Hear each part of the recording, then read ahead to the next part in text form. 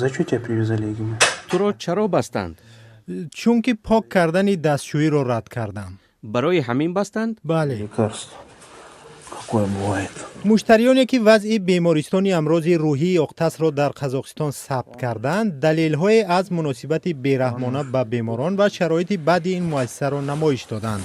Что самое худшее, за любой بدترین малейший چیز میدانید چی است؟ برای هر خطای خرد سوزندارو میزنند. از آن بدتر در جایگاهت میبندند. تا 10 روز هم میشود که به حرکت میخوابی. نمیمانند که حاجت خانه روی، мажбур میشوی کارت را در جای خوابت کنی. в туалет сходить тебя не выпускают, не отвязывают, ты приходится тебе идти под себя.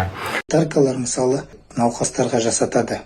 Туалет жуғызады. کلانترها مثلا بیماران را مجبور میکنند که حاجت خانه و دستشویی را پاک کنند. اگر بیمار خواست که از حقش دفاع کند یا چیزی گوید، تهدید میکنند. میگویند من تو را میبندم یا سوزندارو میزنم یا با دیگر چاره ها تهدید میکنند. من این را با چشم خودم دیدم، برای همین میگویم. және тағы да басқа шаралар қолданамын деп. Енді бұны мен یک سابق بیمار بر رادیو آزادی ثبت‌های را فرستاد که از پایان سال 2025 تا 2026 با تلفن پنهانی ثبت شده است. رادیو آزادی امکانی به طور مستقل سنجیدن این نوارها را ندارد، ولی عین همین نوارها به شبکه‌ها هم راه یافتند. ولی چندین منبع میگویند که وضع واقعاً چنین است. این بیمارخانه برای 770 بیمار پیش بینی شده است. وزارت بهداشت قزاقستان گفت تخمیناً 80% بیماران اینجا جنایت‌های سنگین صادر کردند.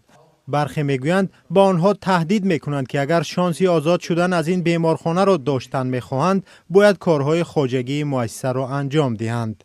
مسئولان بیمارخانه این اتهام را رد کردند، ولی نخواستند موقعشان را شرح دهند. وزارت تندرستی، دادستانی محلی و وکالتدار حقوق انسان از پی تحقیق این حادثه ها شدند.